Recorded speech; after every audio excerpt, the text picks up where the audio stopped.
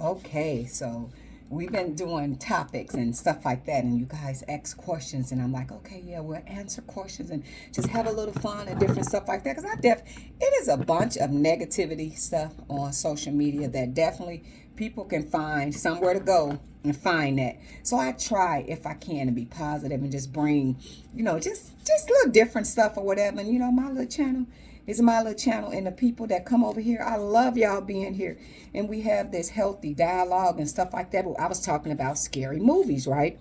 And I was asking my YouTubers, like, about scary movies and what's their favorite scary movies and stuff like that. So I'm gonna give y'all a scary movie experience and tell y'all movies that scare me the most and what I kind of avoid at times. Okay, so I love watching scary movies, all kinds of scary movies, but I would say the movies that scare me really, really bad is possession and hauntings, okay? Because I do believe in, spirits and ghosts and stuff like that. So that type of stuff, I try to, if I can, I try to watch that in the daytime, like the possession of Emily Rose and stuff like that, like real true hauntings and stuff like that. So if I watch that, I try to watch that in the morning. And then honestly, to be honest, guys, like a lot of that stuff, Deliverance just came out too on Netflix, and they said that was a true story. But what I try to do when I go to watching that type of stuff, I try to pray. And when they go to summoning the spirits and stuff like that, to be honest, when they be doing that, I turn my TV down. I don't let that play. I would skip that part, mute that part, or to make sure that I'm not allowing that energy to come in here, because that's something I don't play with. And I was born with a veil over my face, so I've seen spirits and strange things that happen and stuff like that, so I try not to play around with that. So the most scary experience I experienced when watching something true life, possessions and stuff like that. So it was this if y'all remember back in the day, hauntings used to come on, like a show where these people will go out and they will find people houses that have been haunted and possessed by demons and stuff like that. And I don't truly remember the whole story, but I'm gonna try to remember what I can remember. So it was this guy. He owned a funeral home, and y'all know, like some in some places they still have them funeral home houses. Like they house is a funeral home. Like y'all remember the movie 6 Feet Under, where they was funeral directors, but also their house was connected, where they used the bottom half of their house for the funeral home and they lived upstairs. So a lot of places in certain parts do still operate like that. Like they have their funeral home downstairs and they live above the funeral home. So this man, it was back in the day though, a story way, way back in the day. It wasn't like no recent story. Like it was way, way back in the day. So what this man was doing, he was embalming people and different stuff like that. But he was doing rituals unannounced to the families and stuff like that. And, he was summoning the dead to come back and all kind of weird, witchcraft stuff that he was doing and at his funeral home and stuff like that. So, I think they found out that he was into that, a lot of that kind of stuff. And a lot of people didn't want to like take their family members and stuff like that because he was summoning them back and all that. So this man had wound up dying. So a family bought the house. So now they bought the house. The construction people came in and they rehabbed the house. Where they rehabbed the house, where if you wasn't from back in the day, you probably wouldn't known that that house used to be a funeral home slash house slash whatever. And like a lot of the houses, they will, when they showing it to you, get a really good deal. And I think now by law, I'm not for sure why, but my nephew is a real estate agent. But notice, like, if there's murders or something that happened in a house or something like that, like the real estate company will have to disclose that to you so that you can kind of know about the situation or something like that. And I think one of my friends that was in the I'm curing his nail. was in the real estate. I think she said that it's not for possession or huntings. I think it's just like if something bad happened there and, a bad family live there and then people researching these people and trying to come. I think they have to disclose it for you for that reason or whatever. I don't know. But anyway, I watched that. And I watched that whole thing through. And the lady moved in. And the lady moved in with her family. And when she moved in with her family, strange things had started happening and stuff like that. And then there was this one room that the real estate agent didn't show her. They didn't show her this room. They like bypassed or whatever. And then it was like a hidden room. This is where that man was having them rituals at. So when she went in there, they didn't clean that part out. So I guess when they regutted the house, everything, them people knew what happened. They didn't go in that damn secret room. So when she went in there, like the mortician table was in there, a lot of the formaldehyde or whatever that stuff is, and bombing fluid, a lot of that stuff was still left behind in that particular room. So I don't know if it was her daughter or somebody. Strange things had started happening, and that man had started appearing. That funeral home, wicked man had started appearing in that house, and weird things was happening with the family and stuff like that. And yeah, so the lady, once she did research and stuff, she found out that yes, that man was doing bad stuff to people.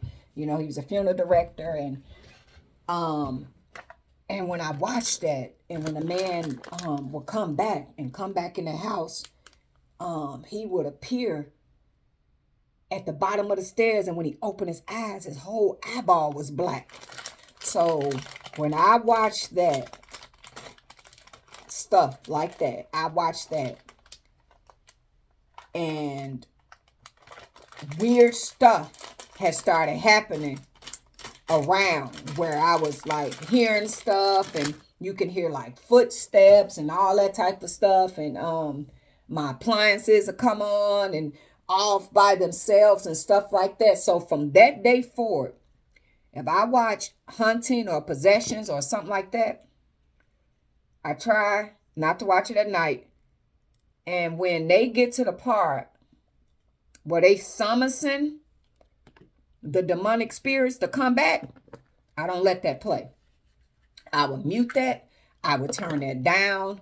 I'm not trying to hear that. I don't want to hear that. Like, I will definitely mute that out, because I'm like, I don't want to wake up that type of stuff. And I'm talking about for a long time, I was scared of that, So yes, I love scary movies. But when it comes to possessions and huntings and summoning spirits, and even though like a lot of these movies, yeah, they be movies, but they be reliving real episodes, and a lot of stuff that a person that will summon them, that they would do in real life to do that, they do it on these movies. And I believe in manifestation, so the self-conscious don't know what's real or fake. So if you plan that throughout your house, I'll be figuring the spirits might be like, oh, you want me to come over? No problem. I'm going to come over tonight. Okay, I'm going to come right over and see you. You want some company, girl? So that is the scariest thing that have ever happened to me when watching stuff like that. So those are the movies that I'm most fearful of. And a lot of times before I put that on, I pray, because I don't want to wake up or summons, none of that type of stuff. I remember a friend of mine, a girl, and she always be like, she can do, like, she's psychic or whatever, or however, or something, I don't know, whatever she was saying. And I remember she gonna ask me, do I want her to summon D'Angelo, my son that passed away from me? I told her, hell no, are you out of your mind? I would never call for my son to come back. I pray that he's at peace with where he is with God. I would never summons for him to come back. Like, I speak out and just, I love you, D'Angelo, I miss you, stuff like that. But I would never summons to see him.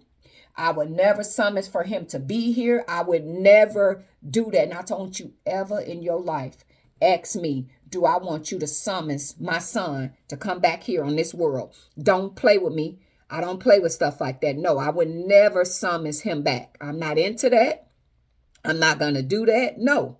So don't ask me nothing stupid. But yes, the scariest movies that I've ever came across is Haunting and Possessions. And when I was watching True Life hauntings on, it was like A&E, I believe, a long time ago, it scared the daylights out of me. So now today, I don't watch hauntings. Like I won't watch possessions and certain stuff like them documentaries, because that stuff be real, and the way that they be doing it unannounced to us, we summons in that stuff. Especially, I feel like it can affect you if you believe, and I do believe that spirits and stuff can walk around among the living, because from based off my own experience and the stuff that I have saw, as a child. And for people, like, I was born with a veil over my face. So I remember my mama thought I was a monster, and she was like crying and like, oh, my baby a monster, she ain't got no face.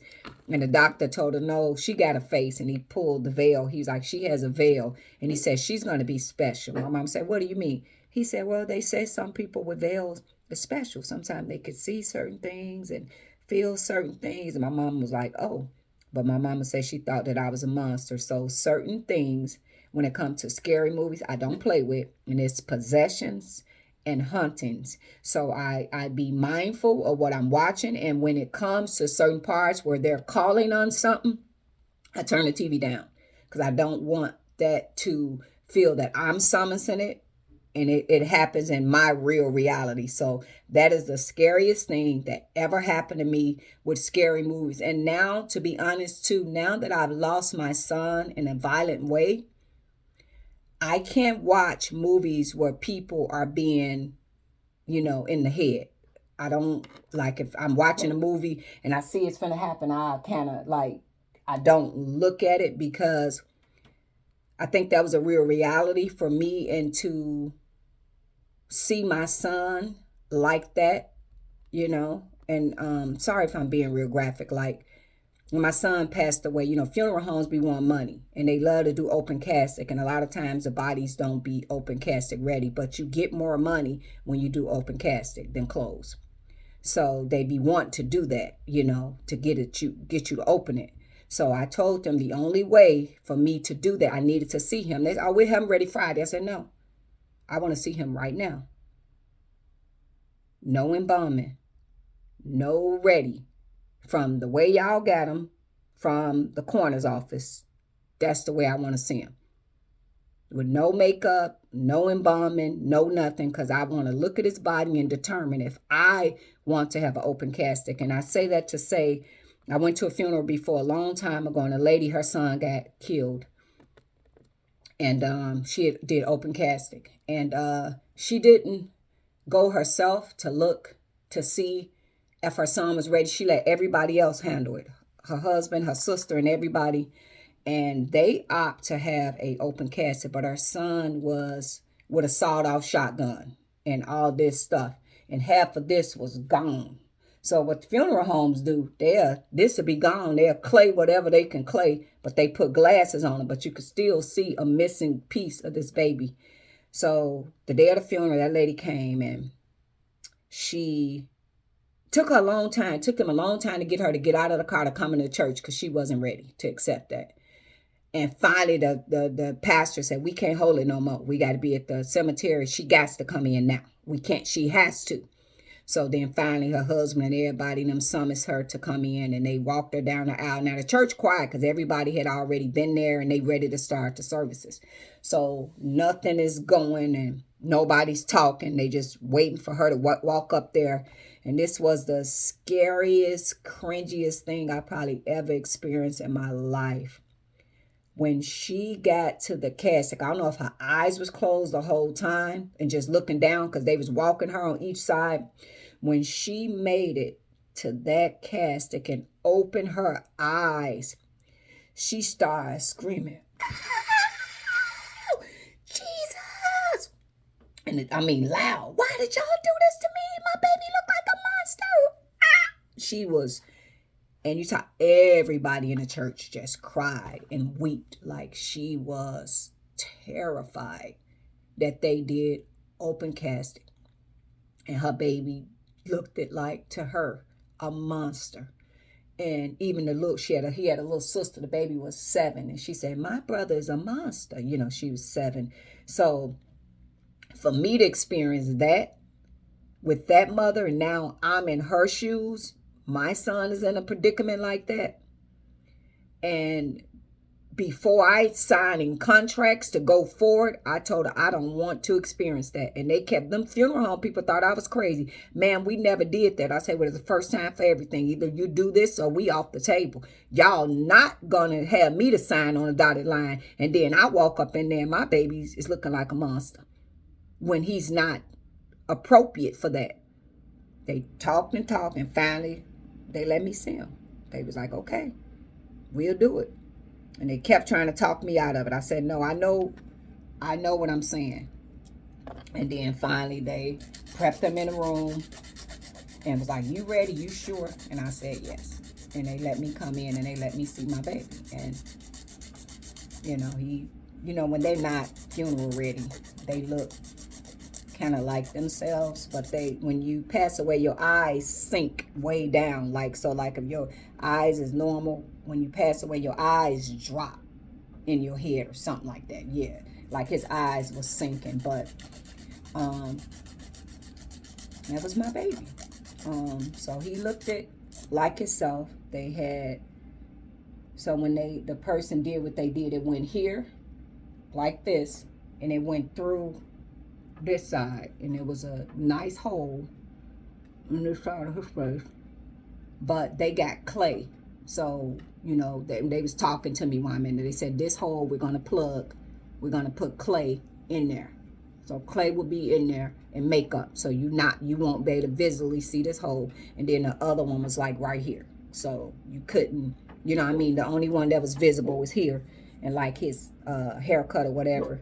But, they got that. Y'all know how they got that chalk, that stuff for the haircut, the barbers and all that. But it kind of went. So it was just a big hole here. But they was able to fix that. So I was like, with that being said, I was like, okay. And we was able to do that.